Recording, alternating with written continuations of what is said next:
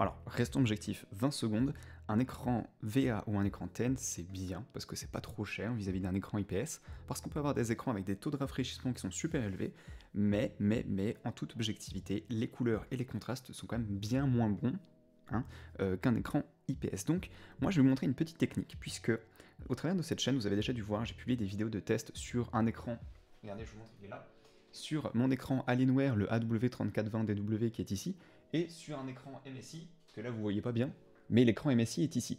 Le truc c'est que cet écran MSI est un écran qui a une dalle VA, alors que l'écran Alienware, lui, il a une dalle...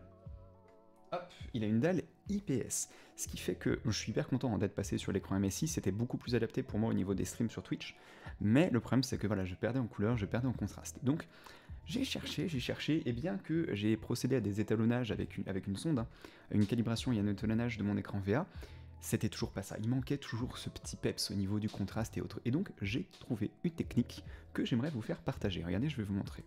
On va basculer sur l'interface de Windows. Donc on va commencer par faire un clic droit sur le fond d'écran, et on va faire afficher plus d'options. On va aller dans le panneau de configuration NVIDIA. Alors attention, parce que moi, l'astuce que je vous donne là, hop, on bascule sur le deuxième écran, l'astuce que je vous donne là, c'est présenté avec NVIDIA. Ça doit fonctionner pareil avec AMD, je ne sais pas, je n'ai pas de carte graphique AMD, j'en ai pas eu depuis 8 ans, peut-être un truc comme ça, mais les menus doivent être quand même plus ou moins similaires. Alors, la technique va consister à, alors attendez, déjà je vais vous mettre la page un petit peu en grand, modifier certains réglages. C'est-à-dire que vous allez dans l'onglet affichage, et vous allez dans le menu, est-ce que je peux l'afficher en plus grand? Régler les paramètres des couleurs du bureau. Et là justement, en allant ici, vous sélectionnez le moniteur qui vous intéresse, et vous allez baisser le gamma qui est ici.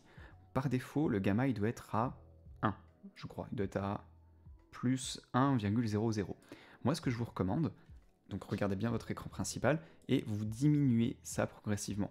Moi je le mets à peu près à 0,80, 0,78, vous verrez que l'image va s'assombrir, mais c'est pas comme si vous baissiez la luminosité, c'est un peu particulier à décrire quand on ne connaît pas, mais en baissant le gamma, vous allez avoir des tons sombres qui seront plus sombres, et avec des noirs qui seront un peu moins gris. Alors cette astuce-là peut aussi marcher sur un écran IPS, attention, hein.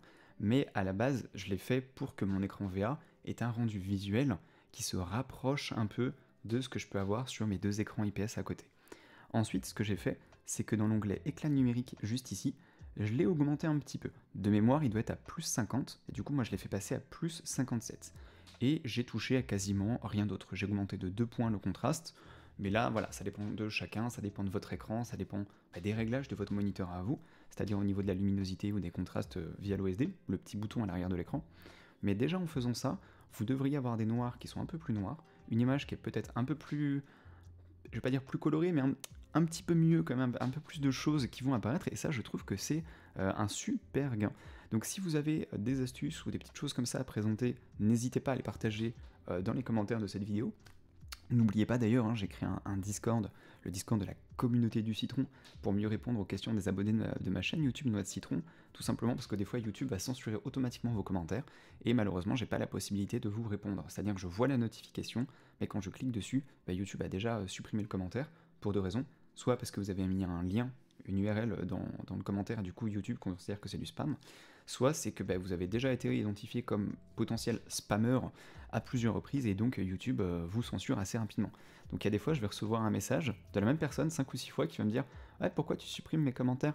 Bah non, c'est pas moi, j'ai même pas le temps de te répondre en fait. Donc si vous avez des questions, des tips à partager, il y a le Discord de la communauté du citron qui est dans la description de cette vidéo, et sur ce, je vais basculer sur ça.